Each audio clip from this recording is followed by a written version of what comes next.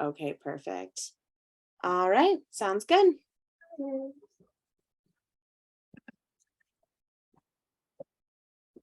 There we go. Hi, everyone. Thanks for joining us.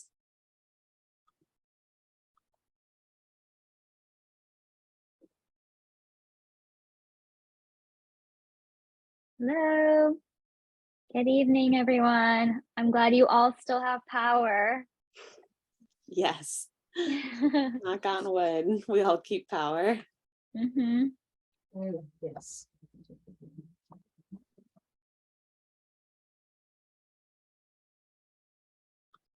This is my insurance policy. It's just in case.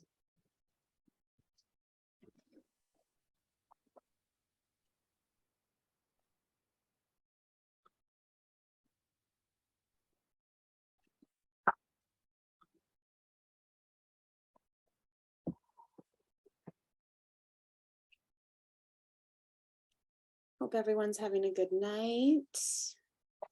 A dry night. Dry night. Yeah. Didn't make anybody drive to the library right now, which is good. Then we'd have to worry about people getting home safely too. Absolutely. Yeah. Absolutely.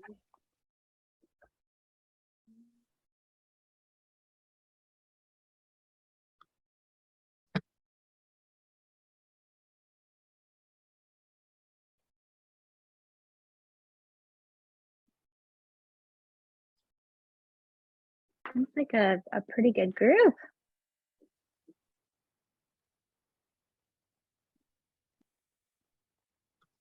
Closed captioning too, that's great.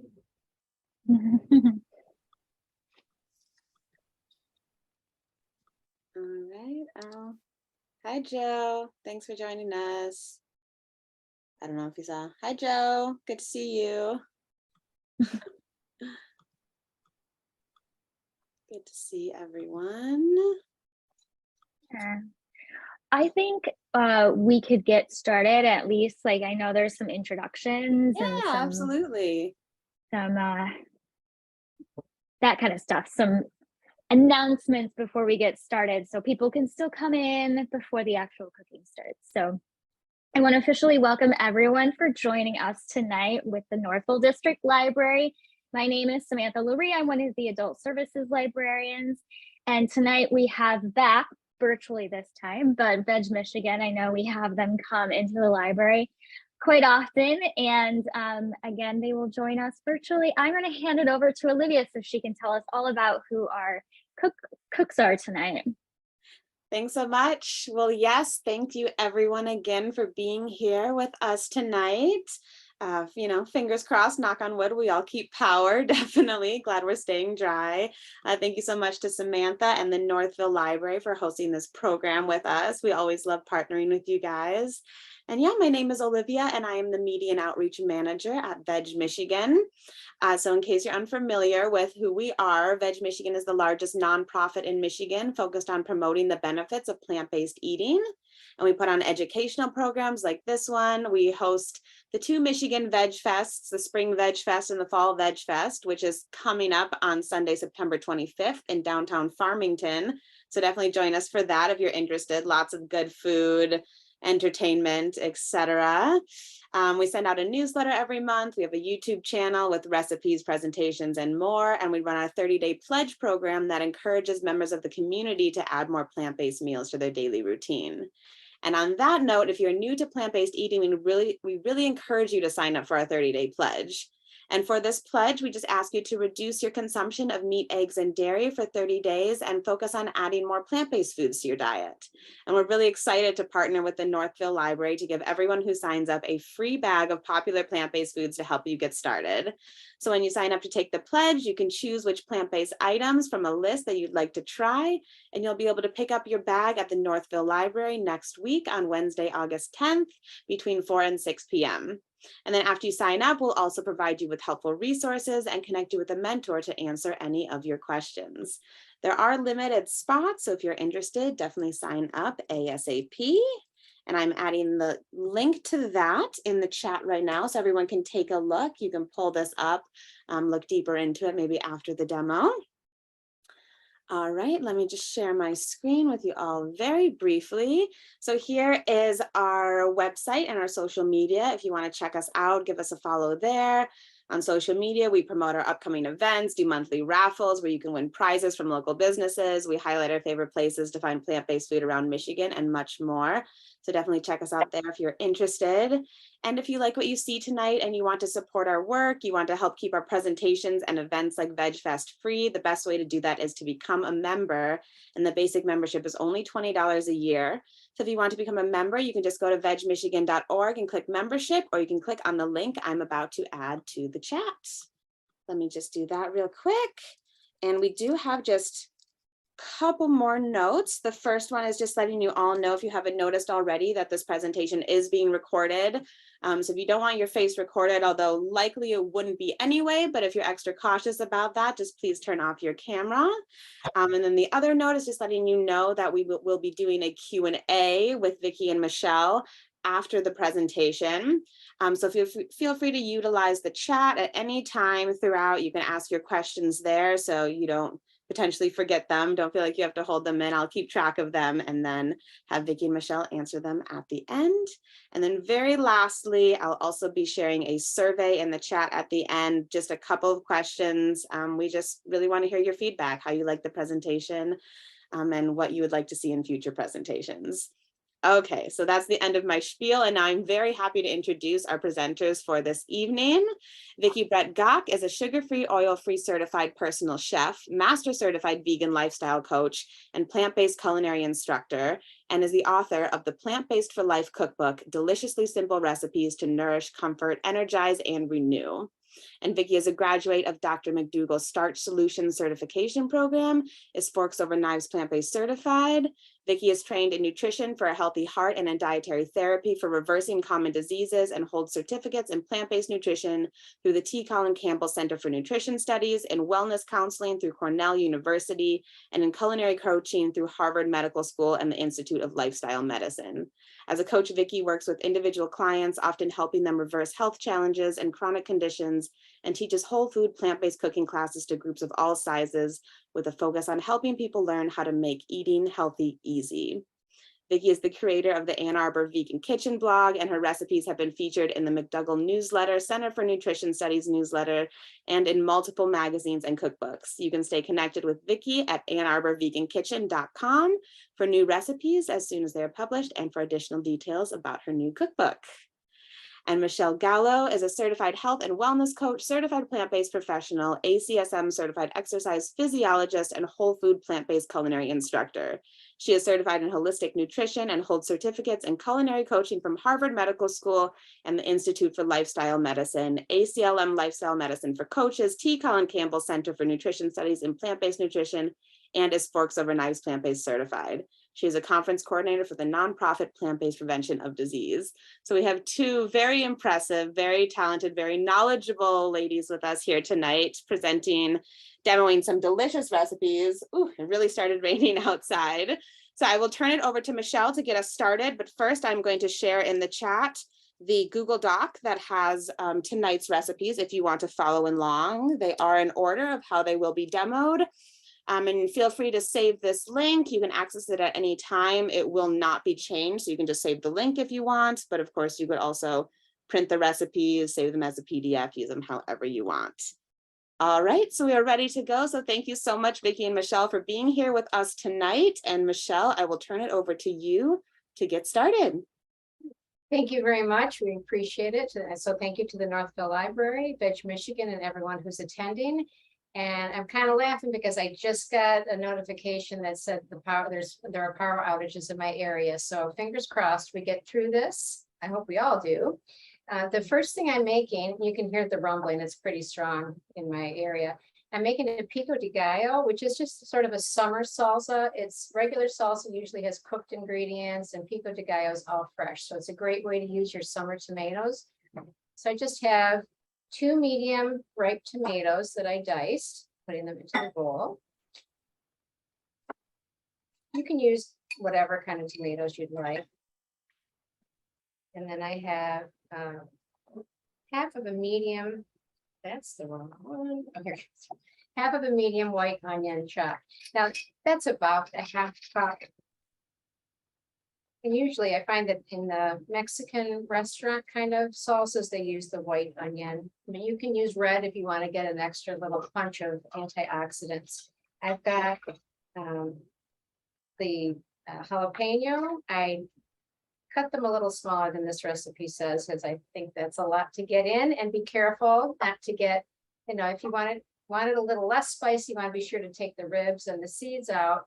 If you want the heat, you can leave some or all of them in, but be careful when you're cutting them because the oils can get on your fingers. And if you touch your face, especially if you're wearing contacts, that can be a rude awakening. So sometimes people like to wear gloves. And I've got, I put a garlic, put a big one in. And about half a teaspoon of sea salt. It's so humid in my house, it's sticking, it's fun. Okay, and then it's really, I don't use oil, but that's it. I'm just gonna mix it up. It's nice and colorful. I think if you let it sit for a little bit, the flavors will meld a little better. You can use it to, you can scoop with corn chips. I'll be showing you later. I put it on raw tacos or other tacos, or however else you would like your salsa. But that's it. That's how simple that was. Quick. That's what that looks like. That's a little better. And back to you, Vicki. To you. Thank you, Michelle. That looks great. Yeah, fingers crossed on the power. So I'm going to start with what I call a vegan Cobb salad with a green goddess dressing.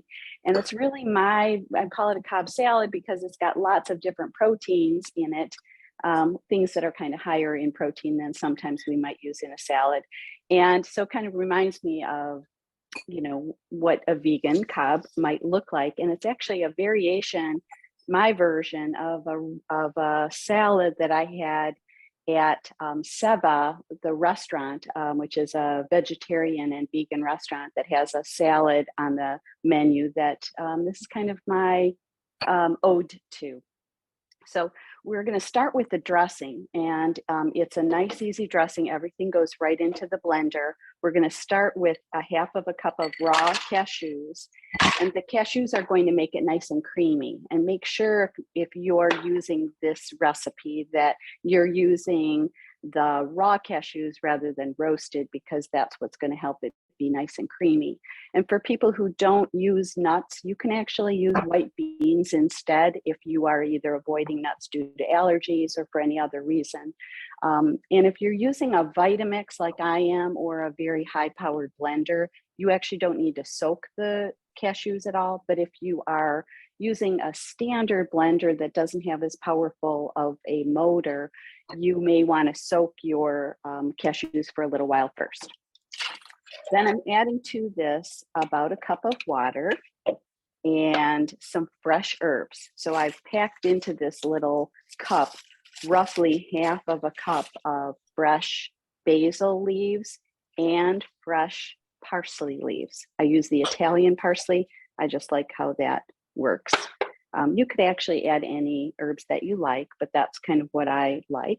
And then I'm adding some lemon juice, 5 tablespoons of fresh lemon juice, some tahini, and this is going to make it kind of creamy and sort of a neutral tasting nut butter, seed butter actually, from sesame seeds. So we're adding just this little bit of tahini as well. And then some mixture here. I've got some date syrup, and if you didn't use date syrup, you could use maple syrup or a different liquid sweetener. Just a little dash to kind of cut the sour and sort of balance the herby taste. And I've also got some mustard, brown mustard in here, and a little dash of salt and garlic powder. So everything in here together, and I'm making sure I get all of this flavor here into this mixture. And then we're going to just blend it. So I'm going to make some noise here in the blender for a moment. And here we go.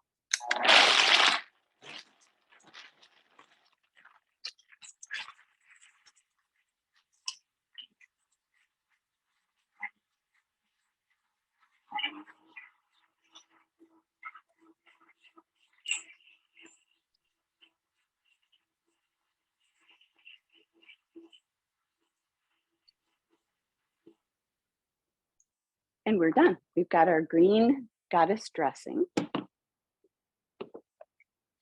And we'll just set this aside for a moment, and then we'll assemble our salads and dress it. We'll just grab something to spoon that with. We'll be ready for our dressing in a moment. And then our next thing we're doing is just assembling our salad, which is starting with a base. I'm going to make 2 of them here just so you can see how they look side by side. These are really kind of a main dish salad. You could certainly have it for, you know, any meal you like. And I'm just going to say that this is my version of this, but if you don't have all these ingredients, or you want to mix and match, maybe you have some different vegetables on hand that you prefer, or maybe there's something in here that you don't care for, feel free to leave it out or do your own version of this. So I've got about 4 cups of greens. All of this is very much just kind of to taste. This is just, you know, mixed salad, baby lettuces. You could, about 2 cups is going into each bowl. If you wanted to have a little more or less, depending upon, you know, who is going to be eating this and how hungry you are, you're very welcome to kind of make this completely your own. So we're just using that as a base. And then I'm going to add some vegetables to the top. And so we'll start with our salad greens. We're going to add to that some shredded red cabbage. And it's, you know, roughly 1/3 of a cup or so of each of these vegetables, but you know, you can measure or not, and you can use, as I say, you know, maybe 1/2 cup and use fewer, or make a bigger salad. It's completely whatever you like. It's really good to have cruciferous vegetables at some point during your day, and it's nice to have some combination of some raw vegetables and some cooked vegetables as well. So we're getting in some of our nice raw things now. So then I'm adding some cucumbers.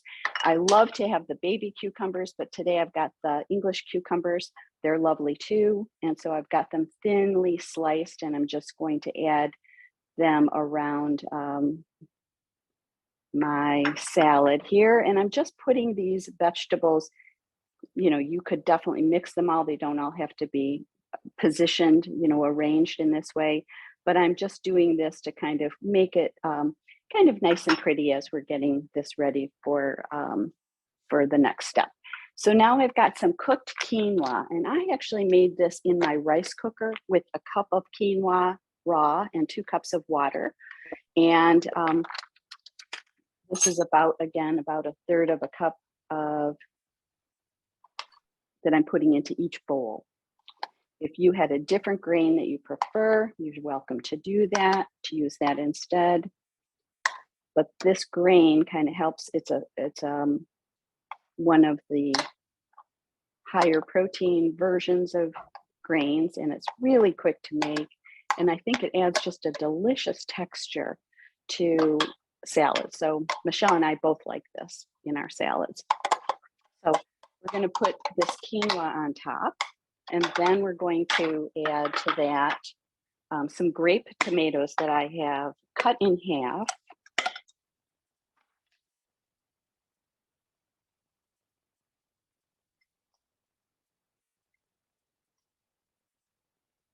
You could certainly layer this into a jar if you wanted to make this for a different day.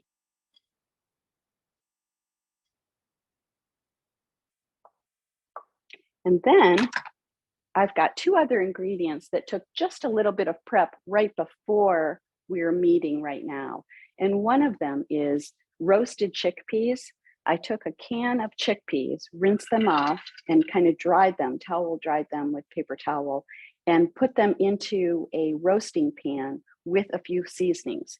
And I have those seasonings listed in your recipe. So there's something called za'atar seasoning, which is kind of a mixture of some herbs and a little bit of salt and some lemon juice and not much other, a little Cajun seasoning. And so it's got a little bit of heat to it. And I mixed that all up, and I roasted it in my recipe for it. This that you are getting today shows how to air fry it. So you can stick it in your air fryer at 400 degrees for about 12 minutes. I actually, because I was using my air fryer for something else, I actually put it in the oven, and you can always do that instead, 25 degrees higher, twice as long. So I actually put it into a 425-degree oven for about 25 or 30 minutes until they were nice and crunchy. So I have gathered a little bit of them right here, and I'm just going to add those. So now we've got some crunchy chickpeas with this nice seasoning on top, and that makes it really flavorful. We've got all different kinds of textures and colors here to make this salad really fun and delicious. And the last step is that I made some tempeh, and I took a package of tempeh and put it into, I first opened the package, and my recipe is in here as well for that. And that is what I'm calling a barbecue tempeh. And I just put it, basically slice it into 16 slices and then crosswise into little cubes. And then I air fried this. So that's what my air fryer was busy doing while I had the chickpeas in the oven. And I actually did this in 2 batches. So I have this, I take the tempeh and I put it into a little bowl. It's kind of like a marinade basically, but I didn't leave it there very long, with some barbecue sauce that has no sugar in it. That's just the kind I like, made by Date Lady, but you can find different brands. And any kind of vinegar you like. I used a flavored vinegar. I had an apricot, but sometimes I use a Italian seasoning. I mean, there's just all kinds of wonderful flavored vinegars. So I added a little vinegar and a little barbecue sauce. That was it, and a dash of salt and pepper. And I air fried this at 400 degrees in my air fryer for 12 minutes, actually 10 to 12. So whatever you like. And so now I'm just going to put a little bit of this in the middle, whatever amount you like. This is just really delicious. It's crunchy, and it has this barbecue flavor sauce, you know, the barbecue sauce. So it's sweet and crunchy, and kind of, you know, the barbecue sauce caramelizes it all. So it's just so great that it makes this just a fantastic salad. So we look like this at this point, and now we're ready to put a little bit of dressing on these salads. And so here we go, taking a little bit of our green goddess, and we'll just drizzle it over the top. We'll just show you what that one looks like. All ready to go. As much dressing as you like. And it's a main dish salad, wonderful for dinner on a hot night, and great for next day lunch if you've got enough to make more than one. And that's my vegan Cobb salad with green goddess dressing. Michele? That looks delicious, very colorful, lots of different textures, very yummy. Next, my lights have been flickering, so that's why I'm making faces, if you could see that. So I'm hoping I don't lose power. Next thing I'm going to make is a raw taco salad, and I really like this time of year. I don't feel like turning on my oven or anything right now, so this is very simple. I'm going to put in, the recipe says garlic powder, but I'm using fresh garlic, and I like to do this because if you have to mince garlic and you're already using your food processor, you just let it run, drop it in. Now mince it some. Don't have to get anything dirty. Next, I'm putting in 2 cups of walnuts, good source of omega-3 fatty acids, very good. They're good for your brain. A lot of good things there. Good source of protein. I've got my chili powder, cumin, garlic. Well, not garlic powder because I use the fresh, so I'm just going to dump all that in. And then I've got dehydrated onion. It's a little bit, I don't know if you can see, it's a little bit thicker, like more pieces of the onion powder. It's a nice taste. And I've got a 1/4 cup of sun-dried tomatoes. You can find them. They used to have them at Trader Joe's. They don't anymore. They have them at Whole Foods. I don't know where else they have them where they're not in oil. But at Trader Joe's, they do have them in jars in the aisle with the olives and things that do have oil. So if you want, you can either keep the oil in. I don't use oil as a rule. I don't use it. And you can, if you want, you can rinse them off really well, get rid of most of the oil. Okay. That is everything. Just noise. So this really does need a processor. I've got my fan going because it's so hot in here. That's why I hear it blowing.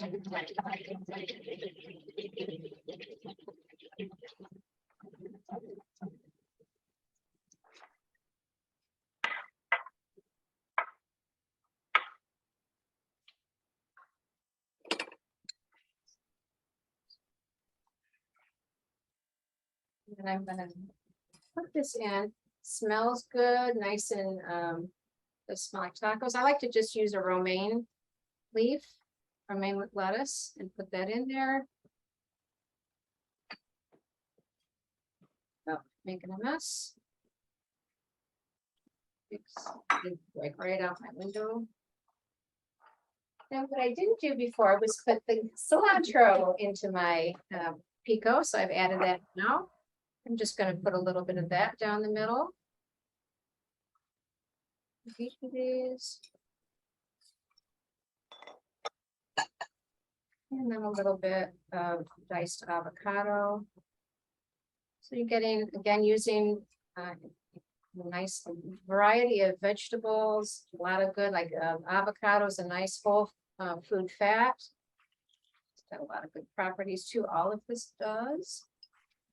And you can top it with whatever else you'd like. If you want to put a little bit of red cabbage or onion, other onion, that's all, whatever you like to put on. And it's that simple. And in this weather, I think it's delicious. You don't have to turn anything on for that. So that's all there is to that. I feel like I did forget something. Okay, anyway, that's it. It's very simple to put together. Hope you enjoy it. So Vicki, back to you. Okay, thank you, Michele. Okay, so the next thing that I'm doing is the dessert. And this is a summer strawberry peach crisp. I have made this a couple of different ways already this summer, using blueberries when I thought they looked, I had some nice blueberries on hand, but I'm really liking using fresh strawberries when they're available. You can definitely change it up. I'm looking forward to trying this maybe as we get into fall with an apple version at some point, but so far I'm using very much summer fruits.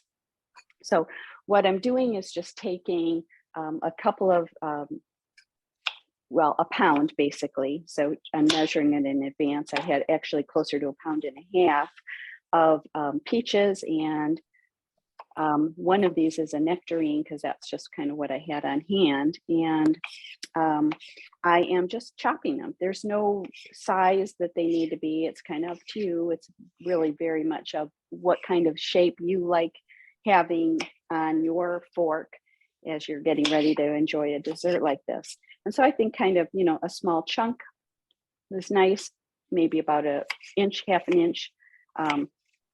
Could be sliced, whatever you like. And I'm sure you could actually use frozen fruit for this. I just haven't because I've only been making this summer. This is actually my variation of a recipe that Chef AJ has that she calls a clafouti, that she uses bananas for instead in her, instead of what I'm doing, I'm using peaches. And she has a little different topping, but I kind of got the idea of what I'm using in the filling from her because we're sweetening it with the easiest thing ever, just a jar of jelly that has no sugar in it. So just fruit sweetened preserves. And so I'm matching up using peach as, peach preserves, peach jam, because I'm using fresh peaches in here. And I have actually done it with strawberries. I'm using strawberries today, and I've used strawberry jam, again, sweetened with fruit. And they're both really great. It kind of just depends what you're in the mood for, because whatever you're sweetening it with becomes a little bit more of a dominant flavor.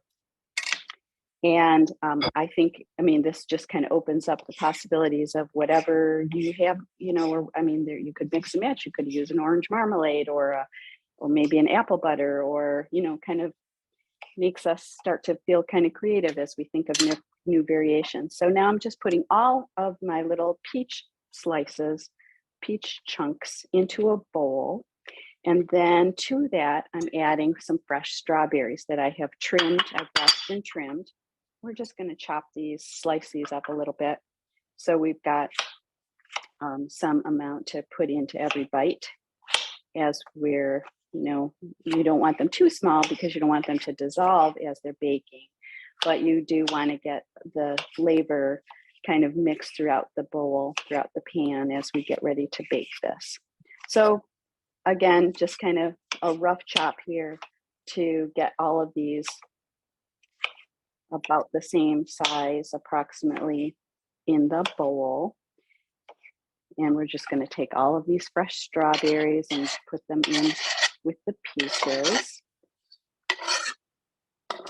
And then to that, we're going to just mix in a jar, a whole 10-ounce jar of some kind of flavored fruit sweetened jam.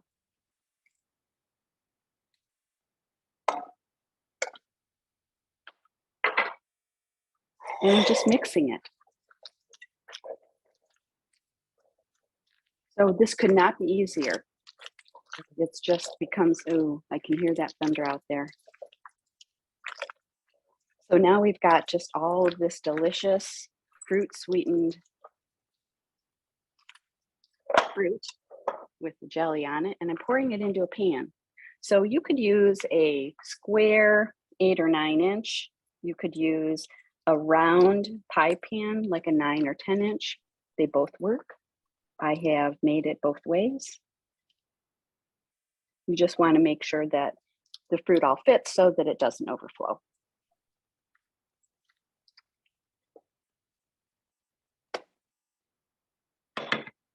So our fruit is like this and ready for our topping. And so that is also nice and easy. And we're going to start by taking a bowl and putting into it just all the topping ingredients. So we've got 2 cups of rolled oats. Just pour that in. Then we've got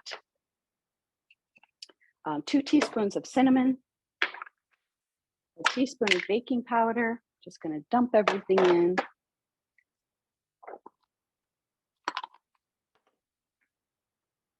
Some non-dairy milk. I'm using soy milk. You could use almond milk, rice milk, whatever you like, oat milk. I'm going to just use the same thing to stir with.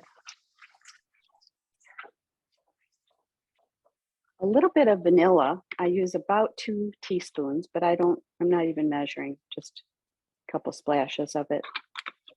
A little too much vanilla never hurt anybody. So now we've got the vanilla, dash of salt if you want to, and what I forgot so far, yes, my bananas. So we have 1.5 mashed bananas. This becomes the sweetener because there's no other sweetener in here. And you could use a different sweetener if you chose, why not? But the fresh fruit, I've always got bananas that are overripe handy. These I actually stuck into the refrigerator, and I'm just mixing this together. And what I'm using here, the milk basically and the banana become the moisture, the liquid that is making all of this kind of begin to mix together and soften enough to be able to add it to our topping, as our topping. So now we're nice and mixed. And now we're just going to put this on top of our, in like dollops or the whole, just kind of cover the whole thing. And we're just putting this right on top like this. I like to leave a little bit of the fruit showing at least at a few points because I think it's so pretty as it starts to bubble through.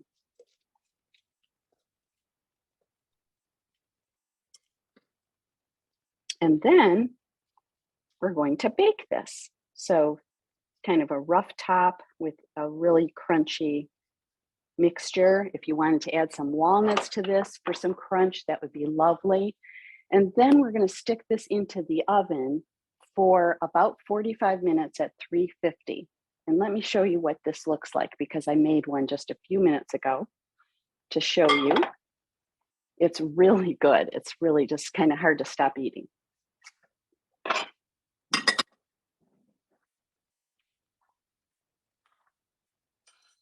So this is it, straight out of the oven. It's cool enough now for me to handle, but it was all bubbly and smelled great with the cinnamon. And so now I'm just going to kind of cut into it and spoon some into a dish.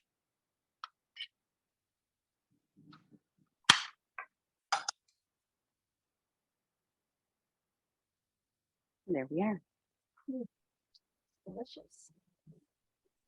This would also be really delicious with some nice cream on top, just from frozen fruit or a non-dairy version that you make yourself or buy, and just makes a lovely dessert to enjoy on a summer night. Michele? Okay, before you said the nice cream, I was thinking it, or homemade ice cream, that would be delicious. So it looks yummy. Next, I'm going to make a Thai crunch salad. There are a lot of different variations on this. This one, of course, is plant-based and vegan. So the first thing is half a bunch of kale. Now, I love PCRM. This is a PCRM recipe. If you have been to Veg Fest in Detroit, it was wonderful. I recommend going to the Fall Festival. I can't wait to go. But there'll be a lot of literature from PCRM. They've got a wealth of information. I just, this recipe kind of amuses me because it says a half a bunch of kale, a half a head of cabbage. You know how different the sizes of those things can be? Like the cabbage can be like this or like this. So I think this is just kind of eyeballing it. Vicki and I always tell you to make it your own, but I think just using the ingredients you like and in the amounts that you like. So I did shred half a cabbage, half of my small cabbage, and still make quite a bit. And it is a lot cheaper to shred your own, but if you're concerned that you're not going to eat the whole thing, go ahead and buy a small bag of shredded. There's no harm in that. You can also use the other parts of the cabbage, you know, for using it throughout the week for salads or, you know, whatever else you want to use it for, or, you know, maybe cutting it into steaks and broiling them or grilling them. Those are really good. Next, I have kale. This is one of those, I usually use the Dino or the Monsanto kale, also called Tuscan. It's got a lot of names, but I saw this purple kale yesterday and I thought it looked really good. It's just a little bit more of those wonderful anthocyanins that have more punch and more antioxidant punch. So I just shredded these. And then on the shredding topic, I did 2 carrots because I want a little bit more orange.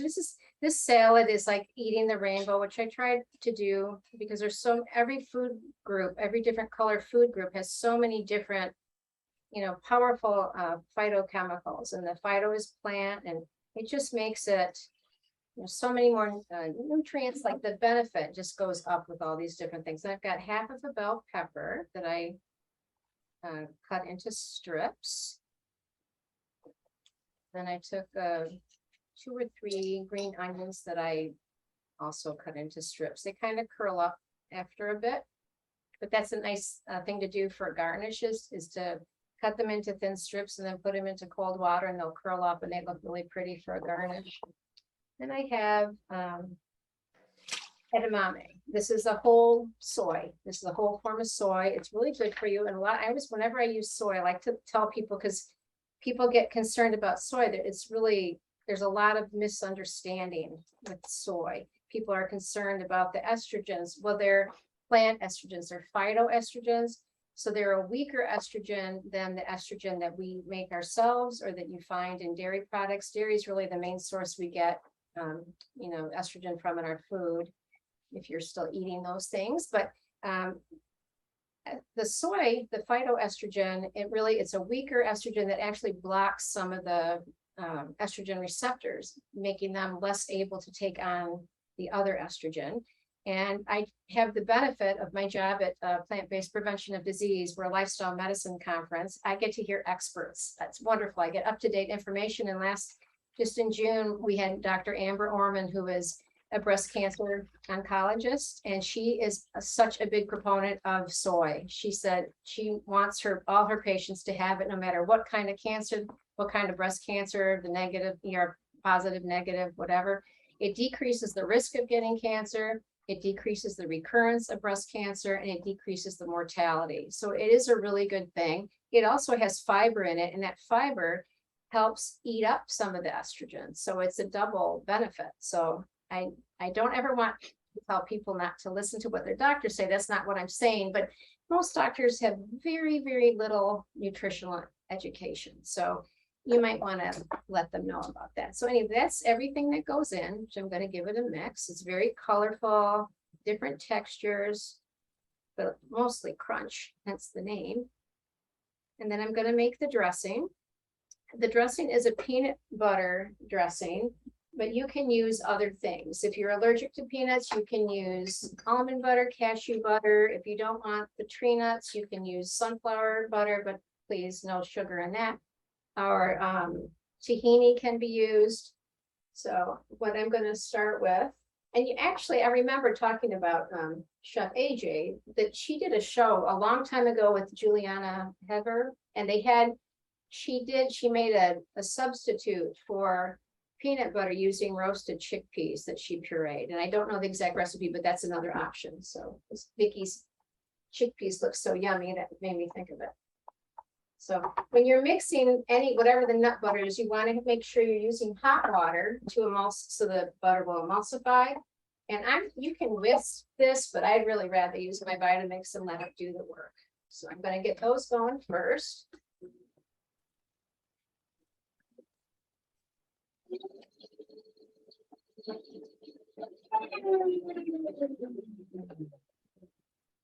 Now, what my gripe is with cilantro tonight, I forgot it again, so I'm consistent. I'm putting the cilantro into the bowl too. I love cilantro. It is actually a really good source of plant nitrates. The nitrates in meat aren't good for us. They can cause cancer and things, but the nitrates in plants are really good for us. They help us produce more nitric oxide, which is a really important gas that helps the innermost lining of our arteries, the endothelium. It helps them relax when we need to. So it lets the blood flow increase when needed. So it's really good to have. If you don't like cilantro, you could use, in this recipe, you could use mint. You could still use parsley, but mint's a nice substitute for that too. And I really do love it. I don't know why I'm forgetting it tonight. Then you can use soy sauce if you have a gluten sensitivity or allergy. There's gluten in soy sauce. So you can use tamari, but tamari is very high in sodium. So I like using coconut aminos, a little sweeter flavor, smoother, and much, much less sodium. So I've got in that, I just put I use the coconut aminos and I put the vinegar in there. And then,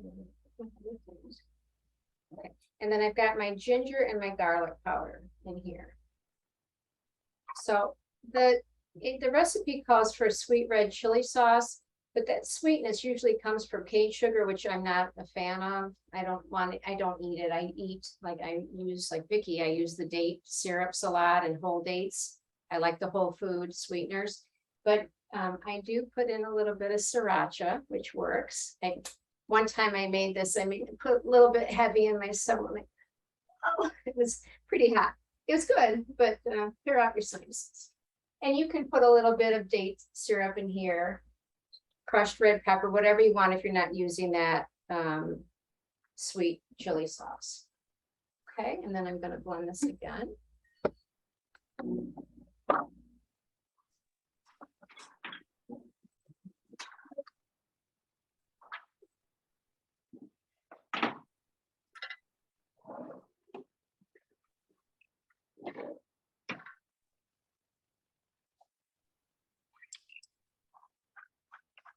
For the dressing. The dressing is very easy to make, and you can adjust the heat. You can't really see that, so I'm just going to pour it on.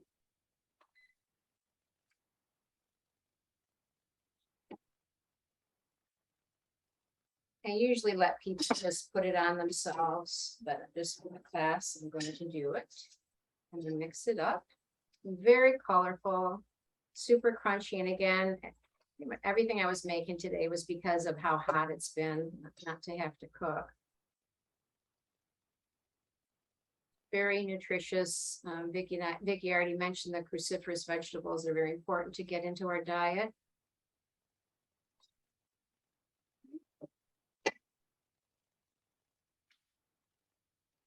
And you could top this with a few chopped peanuts or, you know, whatever else you like, a little bit more, like some scallions or more cilantro. There you have it. It's a nice filling salad. And that edamame has good protein. Other thing about soy protein, I got to hear a really good kidney specialist, and he says that's the best protein for people with kidney disease. So that's another thing, if you know anybody that has it, that you might want to share with them too. So that's it. We're ready for questions.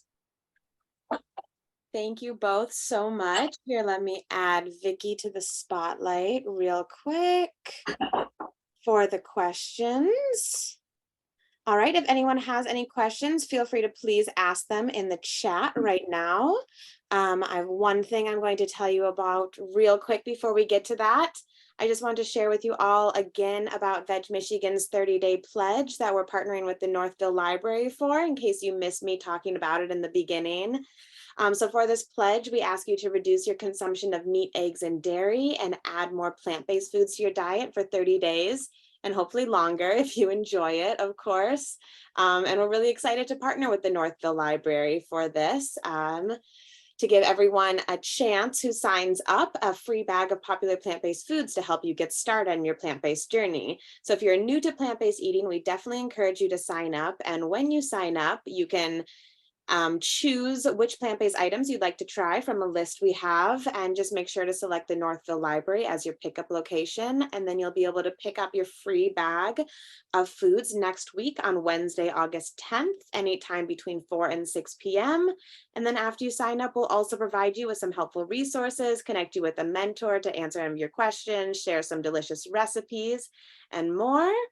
And there are limited spots for this, so definitely sign up ASAP if you are interested. So I'm sharing the link in the chat for that. Please pull it up. Definitely sign up for that. Lots of great stuff going on there. Once again, I'm going to share the link to become a VegMichigan member. If you are interested, your support means a lot to us.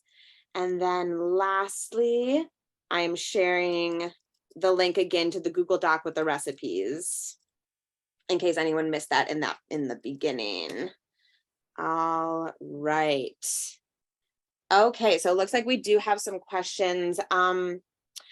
The first one, Michele, you were talking about PCRM. Could you briefly mention what that is for anyone who is unfamiliar? It's the Physicians Committee for Responsible Medicine. It's a really wonderful organization, nonprofit. They do have certain things, like they are the ones that teach, that do the certification for Food for Life instructors. They do a lot of research. They try to, you know, they work hard to get places to stop animal testing. They do a lot. They have a lot of telehealth available for people all over the country, but they do a lot of research. Dr. Barnard does a lot. You've heard that name, Neil Barnard. He's written a lot of books. He's excellent. And they have a wealth of information. So they have tons of pamphlets, and, you know, material that is very helpful. They really want people to get going. They also have a 21-day kickstart. You know, they have an app for that, and it's free to get started with eating vegan. Tons of recipes. They've got a lot of simple recipes too. So it's a really great organization. Okay, very nice. Yeah. And so I want to be sure. Definitely a lot of great information on their website. I think it's just pcrm.com or .org. .org, yeah. .org. Perfect. Okay. We have a couple of questions about an air fryer, if you guys are knowledgeable of that. Someone's just asking, what all can an air fryer do? And another person asked if you have a brand of air fryer you suggest purchasing. So actually, I have a couple of different brands, and I like them both. And Michele and I have between us quite a few different varieties, and I actually have multiple, so does she. And I will say that I am very happy with the Philips digital one. I'm trying to remember what the model is. It's called like Turbo something. And it is, they make more than one size. I've had it for, I don't know, 5 years. Does that sound right, Michele? We both Yeah, started using them. Taught classes in that, and that's been a while. So you Yeah. probably before, so yeah, probably 5 years. Yeah. Yeah. So, yeah, so I'm very happy with that one, which is extremely easy to clean. And that's one of the reasons I like it so much. I will say that it only goes to 400. I know some of other models go higher in their temperature, but I've never run into a problem with it only going to 400. It's got a basket that basically is, it's sort of a miniature convection oven. It's got a fan, and it just, with a very high powered fan, circulates air so fast and so powerfully that it actually helps to crisp up whatever you are baking in it, or air frying. And so what is the advantage when, especially if you're not eating anything with oil, as Michele and I do not, it helps create that really nice crispy texture that we often will miss when we are no longer frying foods. So you can get similar results, as I mentioned, in the oven. If you don't have an air fryer, there's ways around it. But an air fryer does use less power than heating up a whole oven, and it is about half as, takes half as long, and it's a little bit crispier than you'll ever get in an oven. So what I use it for primarily is for potatoes, which I will, microwave or steam or bake, and then chop and season and air fry for crispy, kind of like fries or hash browns, or that's probably not right, O'Brien. There's all the home fries, whatever shape you make it in. But they're absolutely wonderful and crispy and crunchy. And so that's what I use it for regularly. And then sometimes I use it for, as I'm doing today, to air fry chickpeas or to air fry tempeh. I also use it for my leftover burgers that I might make, veggie burgers that I make with tempeh or beans, because sometimes when you refrigerate the leftovers, they get kind of soggy from the moisture from in the container. And so you can air fry them to kind of crisp them up again and kind of add new life to anything that's a leftover that you want to make crispy again. So I love it. It's in my top 5 desk on my counter all the time that I'm using daily or close to daily. So yeah, so I love that one. I also have a Breville smart oven that also air fries, and it makes a larger amount of food than I can fit in my small Breville, but I find it doesn't clean as well. I'm not as delighted with the way it cleans up. So that's my 2 cents. And Michele, what do you think? I agree with that about the Breville. I do love it, and I use the oven for a lot of different reasons. The bigger the oven gets, the less that convection process works. It's not as effective. So I do think that you want to find one that balances, making more food for the cooking time with, having to have that smaller with the convection oven, because it really does make a difference.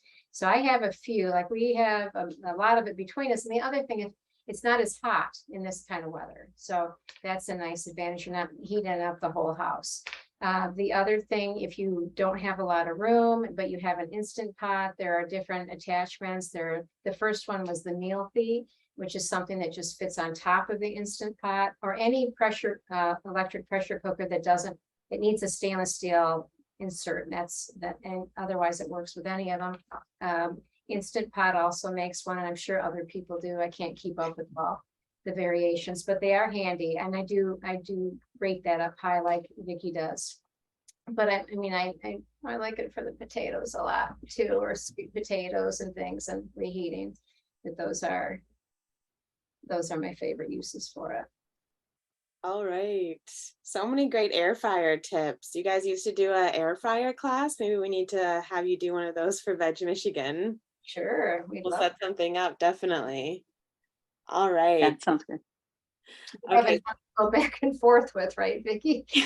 Yeah, that's the only thing, is that we need to be able to have multiples happening at once, and I might have we can work around it, but I'm just thinking, I could probably do 2 at once, but I don't know if I could do more than that.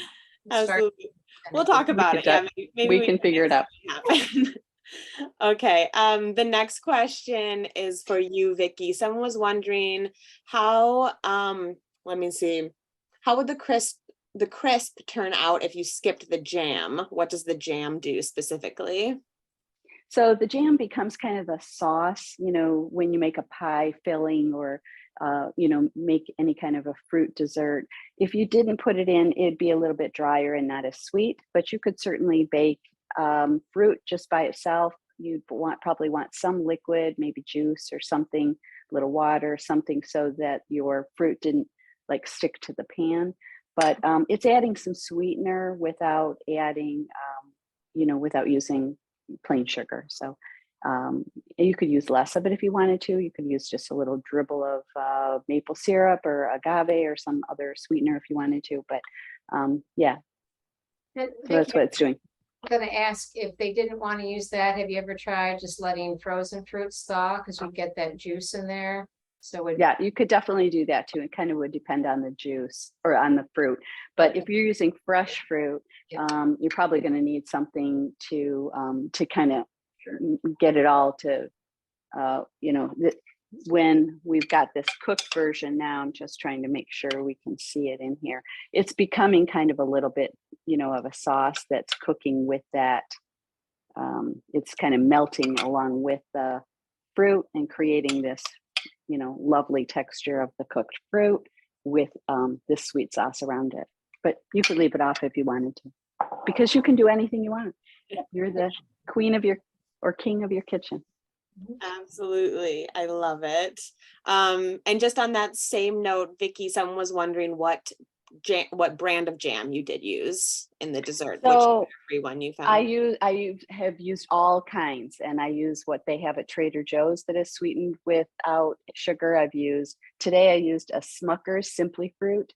I've used I'm trying to DeForest, something like that, I'm thinking is the name, that is that I got at Whole Foods. I've used all kinds. Something called Laura's Jams that I've bought online from California. So it's all good. It's whatever you like. Spoon Fruit, made by American Spoon, has a line of fruits, sweetened jams that are just delicious. They make a blueberry, a sour cherry, and so on. So yeah, whatever you like. And I do want to add, we used to get the kind from Trader Joe's a lot, and they discontinued one of those, as they do once in a while. So our favorite brand from there is no longer, but they do have other things. And you can find them so many places. I think a lot of parents are trying to get their kids off the sugar sweetened variety, so they have the fruit juice sweetened in most places. Absolutely. Lots of good options. I hate when Trader Joe's discontinues things. I want to tell them that I like something, that I don't want it to get to headquarters where they'll discontinue it on me. Absolutely. Okay, someone had a question. Where do you find edamame? Fresh or frozen? Just I guess where in general you find it. Speaking of Trader Joe's, I just grabbed a bag of the frozen shelled edamame. It was easy. That's what I did. But I think a lot of stores have it too. And you can get it, where you can have to peel them. I didn't feel like doing that, so I just got the frozen. All right, very nice. And funnily enough, that leads us into our next question, which is, what all do you recommend purchasing at Trader Joe's versus another grocery store? Or do you guys have Trader Joe's favorites, I guess this person is asking about? I have a lot of things I like at Trader Joe's. They have a wonderful mixed green, like an herb, like a lot of different organic salad mixes that I really enjoy. They have their own date syrup, which is a lot less. They have their wonderful coconut aminos. They've got, oh my goodness, I'm gonna blank. If you're pressed for time, or you just don't want, like in this weather, if you want rice, but you don't want to heat it up, they've got some really nice frozen rices. They have, oh, Vicki, take it, take it away. I can't. Yeah, I love their vegetable broth. They're one of the very Yes. few broth companies now that don't add sugar or oil. So I stock up on that. I also love their soy milk. I use their soy milk in my coffee. It's just soybeans, organic soybeans and water. And it's hard to find something that pure that, meets that specification. So I love that, although that has been tricky to get now and then. I like buying their, when I buy raw cashews, it's my favorite place to get nuts. I think that they cycle through them really quickly. They're always really fresh, and I think the prices are really fair. I also like buying their, occasionally I buy their shredded Brussels sprouts. I was kind of living on them for a few months. I just loved that, how quickly they were cooking up. I kind of go in cycles on having favorite cooked vegetables, but so I love all of those things. And whenever I'm there, I just kind of store up, kind of grab a bunch of their canned beans and canned tomato products and whatever is, kind of the simplest version. Those are two foods that I will buy that are in cans, beans and tomatoes, so that I've got those handy in the pantry to use when I need them, and broth. So yeah, I like all those things. I'm trying to think what else. Salsa. I buy their salsa sometimes. Yeah. And then frozen fruit. I get a lot of my frozen fruit there. Like Vicki, everything you were saying, like, yep, forgot that. I get the nuts there. They do turn over fast. The dates, you still have to check them out because they can have some that don't look great, but they run out of dates quickly. So those are, those are turned over very frequently. But I get a lot of frozen fruit and vegetables there, and everything else, Vicki said. Love it. Great. Yeah. Trader Joe's. You can just fill your whole shopping cart there very easily. Yeah. It's very affordable compared to Absolutely. any other place I shop. And they Oh my usually, gosh. Absolutely. it's a fun atmosphere. It's the one Yeah. I do. There needs to be more of them. Kind of along that line, because I heard you mention this, Michele. Someone asked, how to make date syrup from dates. I have seen dates, but not the syrup. I believe, Michele, you said Trader Joe's does have the syrup, but in Yes, case the they person do. does not And live and people like close me. by Trader Joe's, either of you know how to make it from scratch? Yes, it's not hard. I'm not gonna, I'm trying to find my bottle. I can't find it right now. It's just a little bottle like that big, and it's Mhm. much less expensive than other places. And that's my coconut aminos. They were out of these for months, and I had to buy a bunch when they came back. Off the top of my head, I can't think because it's just dates and water, and then you pre. Do you heat yours up, Vicki, when you do it? Well, I buy date syrup, but it is something that you would boil, I think, and kind of cook down, like probably to half of the, you know, I'm not sure exactly. I have seen recipes for it, but I haven't made my own. I was just going to add to that list. I buy nutritional yeast there as well. Yeah, so Mhm.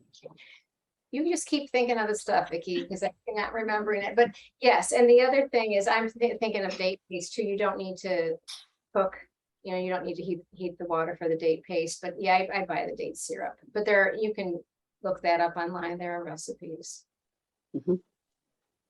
All right. Let me see. Someone said I have eggplant from my garden. Do you have any suggestions on how to use it?